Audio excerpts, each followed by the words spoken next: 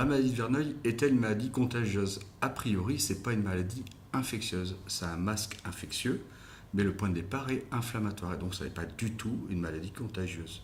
Ça, c'est un premier point. Après, est-ce qu'elle peut être transmise? Oui, potentiellement. Sur le plan héréditaire, en fait, on a un tiers des patients qui ont une histoire familiale de maladie de Verneuil. J'ai ma cousine, j'ai un frère, j'ai mon père qui a les mêmes choses que moi. Et donc, a priori, cette histoire familiale fait penser qu'il puisse y avoir un mécanisme génétique. Et il y a quelques dizaines de familles dans le monde où on a mis en évidence effectivement des mutations génétiques au niveau de certains gènes très particuliers. On ne les retrouve pas dans toutes les familles de maladies de Verneuil, on ne les trouve pas dans les cas sporadiques a priori, ça reste pour l'instant exceptionnel.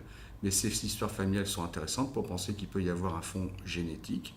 Encore une fois, un tiers des patients qui ont une histoire familiale, c'est-à-dire que plus souvent il n'y a pas d'histoire familiale, et donc il y a plus de chances que les enfants n'aient pas la maladie de Verneuil que de l'avoir. Par contre, c'est vrai, comparé à la population générale, quelqu'un qui a un antécédent familial de maladie de Verneuil, il a plus de chances d'avoir la maladie de Verneuil quand il est enfant, en sachant que la maladie démarre après la puberté, on a le temps de voir venir.